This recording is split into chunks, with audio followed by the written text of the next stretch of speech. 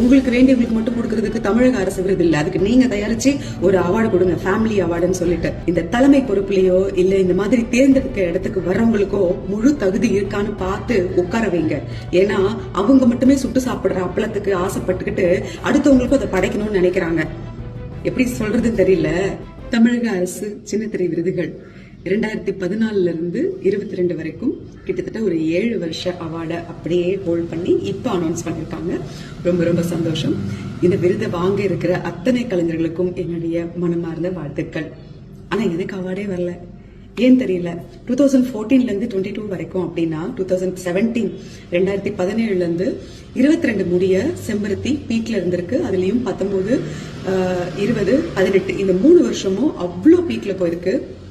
நான் அதுல ஒரு நெகட்டிவ் லீட் ரோல் பண்ணியிருக்கேன். பட் எனக்கு அந்த அவார்டு கிடைக்கவே இல்லை, ஏன்னு தெரியலங்க. இப்போ இந்த தமிழக அரசு விருது அப்படிங்கிறது குடும்ப விருதுலாம் இல்லையே, அவங்க ஃபேமிலிக்கு மட்டும், அந்த சார்ந்த தொலைக்காட்சி தொடர்களுக்கு மட்டும், அதில் நடிக்கிற கலைஞர்களுக்கு மட்டும் அந்த மாதிரிலாம் கிடையாது இல்ல. ஒட்டுமொத்தமா சின்னத்திரை அப்படிங்கிறது எல்லா சேனல்ஸ்ல இருந்து எல்லா சீரியல்ஸ்ல இருந்து நல்ல நடிக்கிற ஆர்டிஸ்ட செலக்ட் பண்ணி கொடுக்கறது. இப்போ என்னோட சீரியல் பொறுத்த வரைக்கும் நான் என்னோட ஓன் வாய்ஸ்ல அந்த 5 வருஷமும் நானே டப் பண்ணி நான் நடிச்சிருக்கேன். அதுக்காக அவ்வளோ உழைச்சிருக்கேன், அவ்வளோ கஷ்டப்பட்டிருக்கேன்.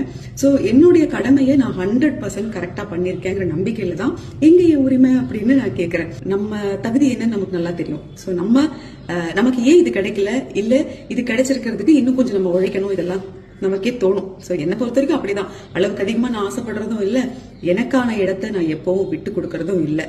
இந்த விருது எனக்கு ஏன் கிடைக்கல, அந்த 3 வருஷங்கள் நான் தானே அவ்வளவு நல்லா பெர்ஃபார்ம் பண்ணிருக்கேன்னு சொன்னாங்க. சோ இது நான் கேக்குறது ஏதாவது தப்பு இருக்கா? இந்த செலக்டட் பண்ற கமிட்டின்னு ஒருத்தவங்க இருப்பாங்களே, அந்த கமிட்டியை செலக்ட் பண்றது யாரு? ஏன்னா அவங்க அவ்வளவு ஞானமா செலக்ட் பண்ணிருந்தாங்கன்னா கண்டிப்பா என்ன மாதிரி இன்னும் எத்தனையோ தகுதி இருக்கிறவங்களுக்கு இந்த அவார்ட் போய் சேர்ந்திருக்கும். அப்படி தெரியல எனக்கு. ஏன்னா ஒரு சேனலையே பாய்காட் பண்ணிருக்காங்க, அதுல இருந்து சீரியல்ஸையே பாய்காட் பண்ணிருக்காங்க. அதுல இருந்த கலைஞர்களுக்கு எவ்வளவு வலிச்சிருக்கும், எவ்வளவு வலிச்சுக்கிட்டு இருக்கோம் இப்போ.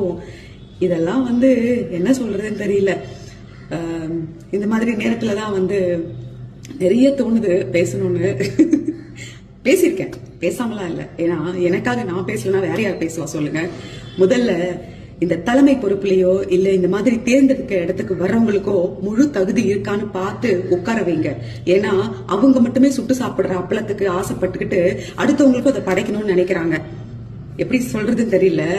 புரிய வேண்டியவங்களுக்கு புரியும். உங்களுக்கு வேண்டியவங்களுக்கு மட்டும் கொடுக்கறதுக்கு தமிழக அரசு விருது இல்ல, அதுக்கு நீங்க தயாரிச்சு ஒரு அவார்டு கொடுங்க, ஃபேமிலி அவார்டுன்னு சொல்லிட்டு.